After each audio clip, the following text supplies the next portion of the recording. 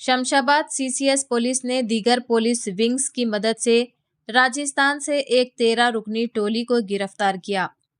ये gang hi tech UPI धोखाधड़ी और धोखाधड़ी की स्कीमों की एक सीरीज में मुलव्विस था।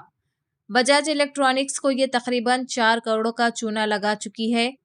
पुलिस ने इस गैंग के कब्जे से 1,72,000 रुपये की नकदी और 50 लाख रुपए मालियत का इलेक्ट्रॉनिक सामान जब्त किया। बजाज इलेक्ट्रॉनिक्स से इतला मिलने पर शमशाबाद सीसीएस पुलिस और केपीएचबी पुलिस, माधापुर और नारसिंगी पुलिस ने तहकीकात शुरू की। उन्होंने दरियाफ्त किया कि राजस्थान के लोगों ने शोरूम्स का दौरा किया और महंगे इलेक्ट्रॉनिक आइटम्स खरीदे। गैंग के तरीक़ेकार में राजस्थान में एक साथी के साथ शोरूम के यूपीआई स्कैनर का इश्तराक शामिल था, जो शोरूम में रकम मुंतकिल किया करता था। सामान की डिलीवरी लेने के बाद साथी बैंक में चार्जबैक की शिकायत दर्ज करते थे, जिससे ट्रांजैक्शन उलट जाती थी और रकम गैंग के अकाउंट में वापस आ जाती थी। ये गैंग राजस्थान से ताल्लुक़ रखने वाले 20 से 25 साल की उम्र के 13 से ज़ायद अरकान पर मुश्तमिल थी। ये गैंग ग्रुप्स में काम करती थी। कुछ मेंबरान हैदराबाद में रहते थे, जबकि उनके साथी राजस्थान में रहते थे। आइए देखते हैं ये तफसीली रिपोर्ट। चैनल को लाइक करें, शेयर करें और फॉलो ज़रूर कर लें। మామూలుగా మనం న్యాచురల్గా అయితే ఒక వ్యక్తి పర్చేజ్ కోసం వెళ్ళినప్పుడు మనం ఏం చేస్తాం, వస్తువులు కొన్న తర్వాత ఇన్స్టాంట్గా మనం పేమెంట్ చేయడం జరుగుతుంది. వీళ్ళు ఏం చేస్తారంటే ఇన్స్టాంట్గా పేమెంట్ చేయకుండా అక్కడ ఉన్న యూపీఐ స్కానర్ని ఫోటో క్లిక్ చేయడం జరుగుతుంది.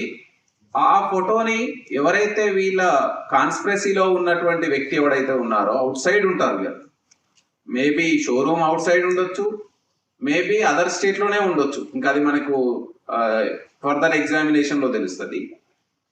అతను పేమెంట్ చేస్తాడు.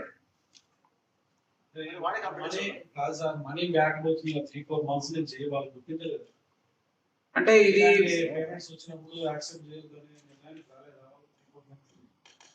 ఇక అది ఇప్పుడు వాళ్ళ దృష్టికి వచ్చింది కాబట్టినే మనకు కంప్లైంట్స్ రైజ్ చేసినారు.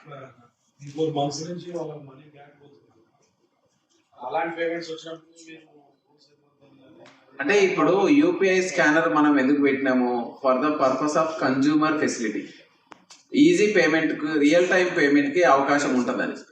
కానీ దీనిలో ఉన్న చిన్న డ్రాబ్యాక్ ఏంటంటే ఎప్పుడైనా రైజ్ చేసుకోవచ్చు, 3-4 డేస్ తర్వాత కూడా రైజ్ చేసుకోవచ్చు గూడ్స్ డెలివరీ అయినాక. దాన్ని ఆసరాగా చేసుకునే అఫెండర్స్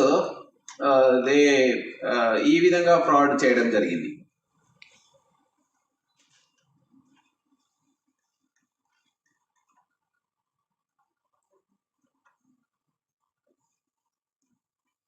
ఇందులో మనకు సైబర్ అంటే ఐటీ ఆన్లైన్ పేమెంట్స్ ఉన్నాయి కాబట్టి ఐటీ యాక్ట్ కూడా ఇన్వోక్ చేయడం జరిగింది. దీన్ని పకడ్బందీగా ఇన్వెస్టిగేషన్ కంప్లీట్ చేసి ఇందులో ఆ యూపీఐ పేమెంట్స్ చేసిన వ్యక్తులతో పాటుగా వాళ్ళ వెనకాల ఉన్న వ్యక్తులు ఎవరైనా ఆర్గనైజ్డ్ వేలో ఉన్నట్లయితే మనకు ఫర్దర్ ఇన్వెస్టిగేషన్లో తేలితే వాళ్ళ మీద కూడా మనం చట్టాల ప్రకారం చర్యలు తీసుకోవడం జరుగుతుంది.